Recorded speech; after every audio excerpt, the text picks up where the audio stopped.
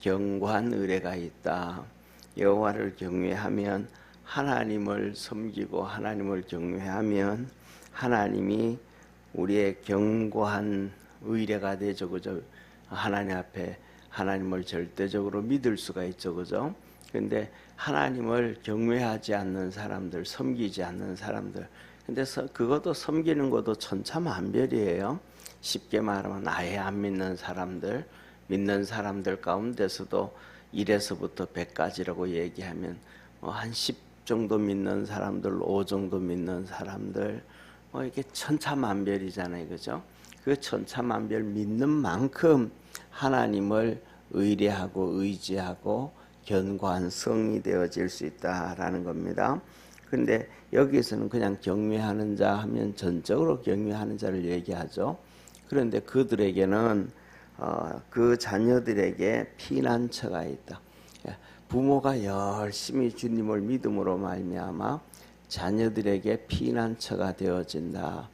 그 성경에 보면 그 대표적인 경우가 다윗과 솔로몬일 수가 있어요.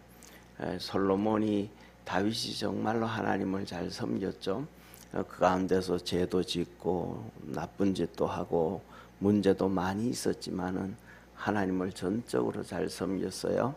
그래서 하나님은 북이스라엘이든지 아니면 남쪽 유다든지 똑같이 말씀합니다. 왕이 세워질 때마다 너가 다윗처럼 섬기면 내가 내 나라를 강하게 하고 부하게 해주고 자녀들을 축복해 주겠다 약속을 왕이 세워질 때마다 다윗을 얘기를 합니다.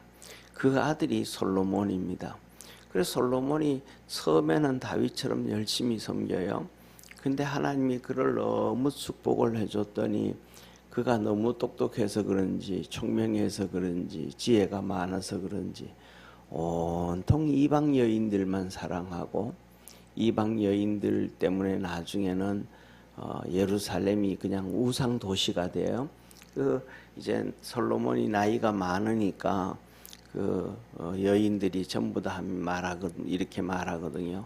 내가 정말 외로워서 못 살겠다. 그러니까 내 신당을 만들어줘라. 내가 내 나라에서 내 고국에서 섬기던 신당을 만들어줘라. 그러면 내가 거기에서 위로를 받고 내가 살아가려고 한다. 그래요. 제일 처음에는 이 솔로몬이 반대를 해요. 그런데 시간이 지남에 따라서 하나 만들어주고 나면 또 하나 만들어주고 계속 퍼져가잖아요. 우상 섬기는 우상 단지가 되어 버려요. 그때 하나님은 솔로몬에게 여러 번 나타나십니다. 하나님이 솔로몬에게 그 짓 하지 마라 계속 해주는데 사람이 죄를 짓기 시작하면 하나님이 아무리 말씀하셔도 안 되는 것 같아요. 자기 권력을 가지고 있고 곁길 가기 시작하게 되면 누가 말해도 말을 안 씁니다. 이게 교만의 극치거든요. 그러니까 누가 말을 해도 말을 안 씁니다. 하나님이 여러 번 나타나서 말해도 안 듣습니다. 그래서 마지막으로 하나님이 경고를 합니다. 뭐라고 경고하냐 하면 내가 너에게 한 번, 두 번, 여러 번 나타났었는데 그래도 너가 내 말을 듣지 아니하였다. 그러시면서 하시는 얘기가 내가 지금 내 마음 같으면 너를 당장 죽이고 나라를 당장 갈라버리고 없애버리고 쪼개버리고 싶은데 쉽게 말하면 네 아비 다윗을 생각해서 내가 너 생전에는 그렇게 하지 않겠다. 그렇게 합니다. 그리고 솔로몬이 죽고 난 다음에 그 아들 르호보암이 되자 말자 나라가 두 나라로 쪼개지게 되어지고 그냥 두 나라로 갈라진 게 아니고 북이스라엘이 10지파가 갑니다. 그리고 남쪽 유다는 유다 지파하고 베냐민 지파입니다. 베냐민 지파는 북쪽에 그 유다 지파가 있잖아요. 유다 지파가 있는데 유다 지파 북쪽으로 붙어 있는 쉽게 말하면 어떻게 표현하면 좋을까? 사람으로 표현한다 그러면 이렇게 눈껍질 하나 붙어져 있을까? 아니면 이렇게 점 하나 붙어져 있어 할 정도로 베냐민 지파는 아주 조그만한 지파입니다. 그 전에 베냐민 지파는 이스라엘의 11지파로 인해서 거의 멸망의 위기에 빠졌었거든요. 그런데 이제 살아나기 시작했고, 그래서 아주 작은 지파, 조만한 지파가 베냐민 지파입니다. 그 베냐민 지파가 유다에 붙어 있으니까 가치가 된 거예요. 그러니까 사실은 이 나라 전체가 다 그냥 북이스라엘이 됐다고 얘기해도 과언이 아닐 정도입니다. 그렇게 망가지고 그렇게 되어져 버렸습니다. 그래서 뭐냐면 여기서 하나님을 너가 잘 섬기면 이게 자녀들의 피난처가 되어진다. 제가 이제 개척을 하고 같이 예배 이제 교회에서 섬기는데 대신방을 하고 있었는데 그때 우리 같이 신앙생활하던 최 권사님이 계셨습니다. 최연희 권사님이라고. 지금은 이제 그때 이제 저쪽에 남양주 쪽으로 이사를 가셨는데 대신방을 했었습니다. 대신방을 이렇게 하는데 신방 중에 이 딸한테서 전화가 왔습니다. 두 부부가 딸 부부가 둘이 다 맞벌이 하고 있었거든요. 맞벌이 하고 있었는데 그 부부가 자녀 부부가 신앙생활 안 하는 건 아니에요. 신앙생활 하는데 젊은 사람이니까 뭐 열심히 안 하고 그냥 그렇게 대충 하고 있었는데 전화가 왔어요. 예, 전화가 와가지고 그 뭐 이게 점심때 전화가 오니까 뭐 애들이 직장 가 있는 사람인데 점심때 전화 오면 좀 그렇잖아요. 예, 전화를 받았는데 전화를 받고 난 다음에 무슨 전화냐고 그랬더니 애들이 이런저런 문제가 있어서 엄마 기도 좀 해주세요. 그러면서 기도 부탁을 걔들이 점심 먹으러 나와가지고 이제 전화를 한 거예요. 이게 바로 뭐냐면 자녀들의 부모가 피난처더라. 그 권사님이 열심히 신앙생활하고 주님을 섬기고 기도하고 그 믿음 안에서 서 있으니까 또 그리고 아이들 시집장가 가기 전에도 그렇게 기도해주고 항상 신앙으로 본을 보여주니까 어려움 당하고 힘들 때마다 엄마한테 전화해가지고 엄마 이런 일이 있는데 저런 일이 있는데 좀 기도 좀 해주세요 하고 이게 뭐냐 하면 세상에서 가장 큰 축복이라는 거예요. 부모가 자녀들에게 그 믿음을 보여줘서 자녀들이 힘들 때 근데 이 힘든 일을 엄마한테 얘기하고 아버지한테 얘기하면 아버지 엄마 걱정하겠다. 그 생각 위에 엄마한테 아버지한테 기도 부탁하면 내 삶 속에 평안이 찾아온다. 하나님이 도와주신다. 이 신앙을 가지고 있는 것이 자녀들이 축복입니다. 그래서 뭐냐면 부모들이 자녀들에게 가르쳐 주는 거는 그걸 가르쳐 줘야 돼. 뭐냐 하면 이런 그런 부모가 걱정하지 이런 거. 그래서 무거운 그 힘든 일들 혼자 끙끙대는 것도 중요하지만은 기도 부탁할 수 있는 육신의 그냥 부모일 것뿐만 아니라 신앙의 영적인 부모로 살아가는 것은 가장 큰 축복임을 믿으시길 바랍니다. 그래서 하나님을 경외하는 자에게는 그 자녀는 피난처가 된다.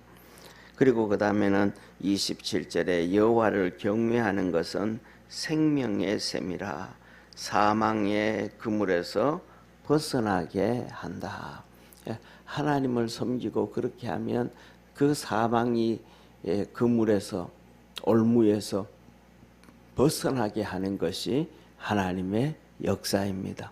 우리 믿음의 성도들도 믿음으로 그냥 혼자만서 이렇게 열심히 신앙생활하는 게 아니고 자녀들이 이 앞에서도 자녀들을 위해서 기도해주고 또 힘들고 어려울 때는 그냥 가만히 있지 말고 꼭 기도 부탁해라. 네 혼자 힘들어하지 말고 함께 기도하고 함께 같이 신앙으로 함께라는 것을 계속 가르쳐 줄 수 있는 그 부모가 되어지기를 축원합니다. 그것보다가 더 귀하고 좋은 것은 많지 않다. 자녀들은 그러잖아요. 정 힘들 때가 되어지면 돈이 필요하면 부모한테 쉽게 달라 그러잖아요. 자기들이 다른 어려움이 있어가지고는 부모한테 기도해달라는 소리는 많지 않아요. 근데 그것을 항상 함께 기도하고 함께 믿음으로 달려가려고 하는 그것을 자녀들과 함께 공유할 수 있기를 바랍니다. 그래야 진짜 자녀들에게 하나님 가장 좋은 선물을 주는 것이고 유산을 물려주는 것입니다. 그래서 이렇게 앞에서 19절부터는 이렇게 말합니다. 결국 그렇게 믿음으로 달려가고 그러면 악인은 선인 앞에서 엎드려지고 불의자는 의인의 문 앞에 엎드리니라. 악인은 그냥 넘어지게 되어져 있다. 그냥 악인이 넘어지는 게 아니고 믿음의 사람들이 그렇게 일어서서 기도하고 믿음의 사람들이 그렇게 일어설 때 악인이 쓰러진다는 걸 기억하기를 바랍니다. 우리는 역사를 통해서 다 압니다. 어느 나라 역사든지 간에 그 나라 역사에서 악한 사람들이 고개를 들고 조정에 나오기 시작하고 악한 사람들이 나와서 정권을 잡기 시작하고 악한 사람들이 군수가 되어지기 시작하고 막 하는데 그것을 그냥 방치하게 되어지면 그냥 선한 사람들은 하나씩 둘씩 그냥 낙향을 하게 되어집니다. 그리고 그렇게 되어지면 백성들은 고통에 살다가 그 나라는 결국 망하는 것을 우리는 모든 나라 모든 역사를 통해서 보게 되어집니다. 그러니까 믿음 안에서 일어설 수 있는 우리 축복의 성도가 되어지기를 축원합니다. 그러니까 기도하고 믿음으로 일어서야지 가만히 있으면 뭐 일하겠지 잘 되겠지 그런 생각을 하면 우리는 성경을 너무너무 못 보는 거고 우리 주님이 이 땅에 오셔서 말씀을 하실 때 바리새인들과 그 사두개인들을 향하여 하신 말씀이 너는 하나님도 모르고 성경도 모른다. 그 성경을 그렇게 달달달달 외우는데 모세오경을 외우는데도 예수님은 그들을 향해서 말씀하거든요. 너들은 하나님도 모르고 성경을 모른다. 이게 뭐냐 하면 그렇게 살아가는 사람들이 많아요. 그래서 만일에 하나님이 다 선하게 알아서 이끌어 오셨더라면 그러면 이스라엘이 가나안 땅에 들어와서 사사시대에 그 많고 많은 세월 중에 이 나라의 식민지 종살이 저 나라의 종살이 식민지 그렇게 고통당하지 않잖아요. 그걸 다 당하는 거예요. 왜? 의인들이 가만히 있으니까 죄 짓는 걸 보고 가만히 놔두니까 그렇게 망하는 거예요. 그런데 그들이 특징이 하나예요. 그들이 하나님 앞에 기도하고 부르짖고 일어서면 하나님은 하나님의 지도자를 보내가지고 또 일을 하셔요. 할렐루야. 그런데 그 지도자가 또 죽고 나면 또 곁길 가기 시작하는 거예요. 그래가지고 또 고통당하다가 또 식민지가 되어지고 종살이를 하고 그러면 또 기도하고 일어서는 거예요. 일어서면 또 하나님이 세워요. 그런데 그 특징이 뭐냐면 일어설 때마다 그 지도자를 세울 때마다 그냥 해결되어지는 게 아니고 전쟁이라는 걸 통해서 이루어져요. 전쟁이라는 걸 통해 가지고 목숨을 내걸고 싸울 때 하나님의 역사가 이루어지더라는 거예요. 그냥 지도자 한 명이 툭 일어나 가지고 전쟁도 없이 피 흘림도 없이 그냥 다시 회복되어지는 경우는 한 번도 없었어요. 그러니까 뭐냐면 피 흘리기 전에 악인들이 정리되어지면 그 고통을 안 당하게 되는데 그게 다 당하고 난 다음에 그런다는 그 특징이 뭐냐면 그 역사학자들 우리나라 모든 지식인들이 똑같이 여기 한국 사람들이 그렇다 그러는 거예요. 한국 사람들은 망해가는데도 안 일어난다는 거예요. 그런데 망하고 나면 그때서 일어나가지고 독립운동하고 망하고 나면 그때서 뭐하고 막 그런다는 거예요. 이게 뭐냐면 가장 바보 같은 모습이죠. 그죠? 그러니까 우리가 임진왜란 아주 크잖아요. 7년 동안 아주 크잖아요. 그것도 똑같은 거예요. 미리 준비하자고 10만 대군 만들자고 막 그래도 에이 그놈의 쪽발이들 외국 놈들이 뭘 쳐들어와. 그냥 바다 건너와야 되는데 준비 안 하는 거예요. 들어와가지고 나라가 초토화되고 임금이 도망을 가고 난리를 피우니까 그냥 백성들이 또 여기저기서 또 일어나가지고 또 그냥 또 그래요. 그러니까 뭐든지 일어나기 전에 미리 준비하는 것이 축복이라는 걸 기억하기를 바랍니다. 이거는 신앙으로도 우리가 믿음으로 든든히 설 줄 아는 복된 성도가 되기를 바랍니다. 그래서 우리나라 대통령들 중에 아주 유명한 말을 한 분 있잖아요. 유비무환이라고. 평상시에 단단하게 준비해 놔야 된다. 그렇게 얘기를. 저와 여러분 그 말이 그냥 흘러버리는 말이 아니고 우리의 신앙에도 우리가 평안할 때 믿음으로 단단히 준비할 수 있는 성도 되기를 바랍니다. 어려움이 없을 때, 평안할 때, 자녀들을 키울 때, 그때 신앙으로 자녀들을 키우고 기도로 키우고 기도해야 되고 어떻게 신앙생활을 해야 되고 또 어려움 당할 때는 혼자 끙끙대지 말고 함께 기도하자 그러고 그 길을 자꾸 알려주면 그 다음에 어려움 당하면 엄마 이런 거 있는데 기도 좀 해주세요. 아버지 이런 거 있는데 기도 좀 해주세요. 그런단 말이에요. 그러면 어려움 가면 그러면 내가 돈 좀 도와줄까? 아니 그거는 나중이고 기도 먼저 해주세요. 내가 하다 일하다가 안 되면 그때 가서 손볼. 애들이 그렇게 정상적으로 커가게 되어진단 말이에요. 그런데 뭐냐면 반대로 제대로 신앙으로 안 키워놓으면 제일 먼저 힘들어가지고 어려움 당할 때 자기가 이거는 뭐 내가 다 감당하지 엄마 아버지 힘든데 하고 혼자 하다가 결국은 골마 다 터져가지고 망하게 돼가지고 와서 엄마 나 아버지 나 돈 좀 지금 이거 안 내면 심각해진다고 어려워진다고 그러면 그 나중에 그렇게 해서 몇 천이 들어가든지 뭐 몇 억이 들어가든지 그 돈은 없어지는 돈이잖아요. 그렇게 망하는 길로 정말로 어려운 길로 들어서게 될 수밖에 없더라. 그래서 저와 여러분들이 신앙으로도 미리 잘 준비할 수 있는 축복의 성도가 되기를 바랍니다. 그래서 주님이 하시는 얘기가 하나님을 경외하는 자에게는 그 자녀의 피난처가 있다 하신 겁니다. 그리고 여기서 한번 보시기를 바랍니다.